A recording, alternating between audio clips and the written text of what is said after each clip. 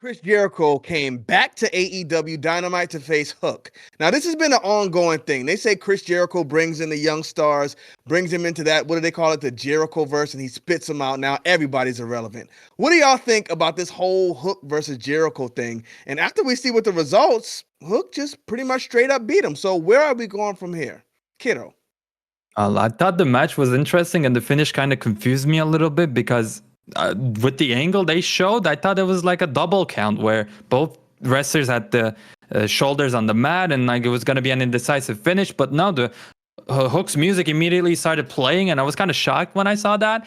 And the match itself was interesting too because it really showed me I'm on and off with AEW. Kenny watches a lot, Ryan every now and then. I'm probably, industry the person who watches AEW the least. So I wanted to see where Hook was, and last I saw him, he really was not good, like cutting good promos. So let's see him in the ring. This match kind of gave me the chance to do that.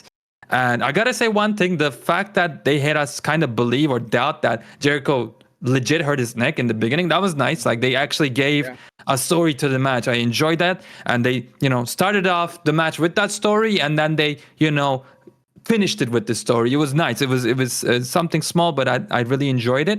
One thing that scared me was though, like Hook literally was about to fall right on his face. Like that's not a mistake you want to be doing, especially when you're facing with Chris Jericho.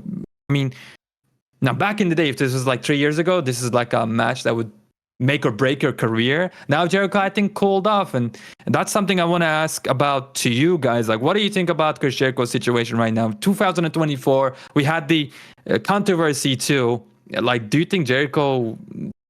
It's gonna be rough or tough to say this, but does he matter anymore? Like, does he make a difference anymore?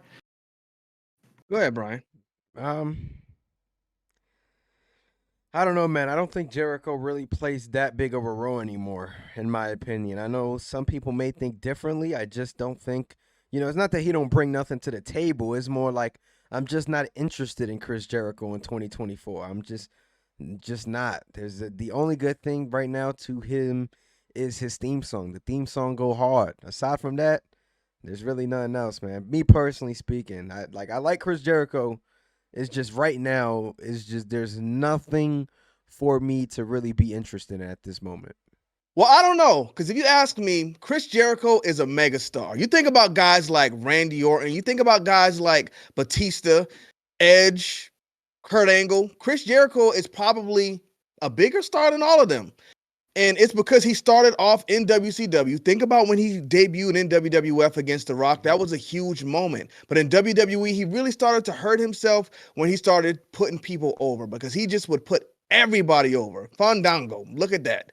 And now he's doing the same thing in AEW. When this all first started and he had the inner circle, Chris Jericho was hot again, rejuvenized and fresh, coming straight out of New Japan. And then he got to the point like, okay, I'm hot. Now I can put these guys over. And after you take so many losses, your losses really don't mean anything because we're like, okay, Chris Jericho's going in here with this young guy.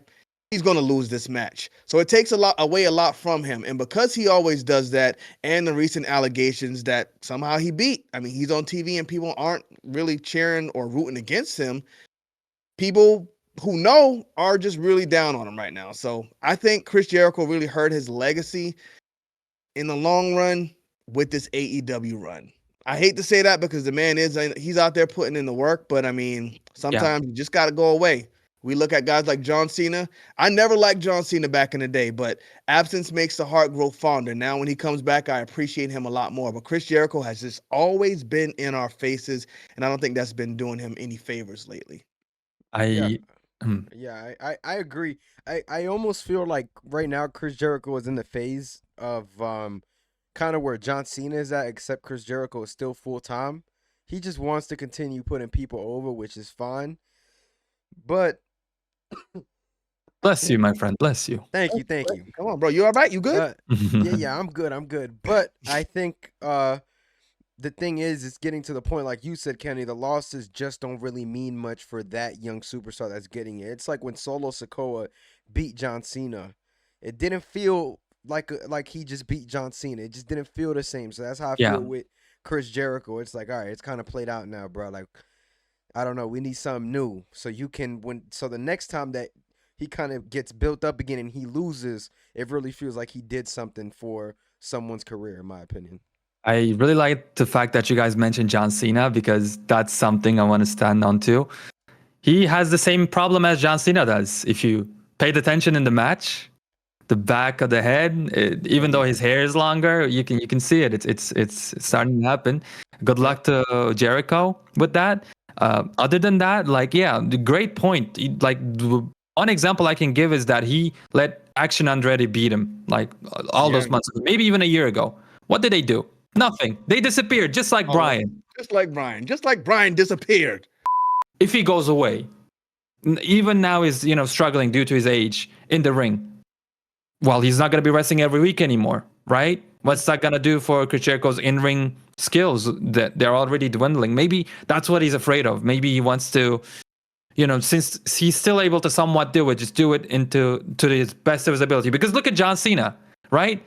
His in-ring work, I mean, it was never amazing, but ever since he started the Hollywood life, you can see it's a clear drop off. Like, especially John Cena 2017 and John Cena 2023. Like, one is here, right? One is, let's say, 10 out of 10, just for example's sake. 2023 John Cena is like 3, 4 out of 10. It's rough. It's rough. Like, he really lost all of his athleticism. He can still tell stories, but it's wrestling, man. At the end of the day, you should be able to be, have the cardio, the strength, and everything that's required in wrestling. And maybe that's why Jericho isn't going away. Because otherwise, he's a veteran. He's smart, right?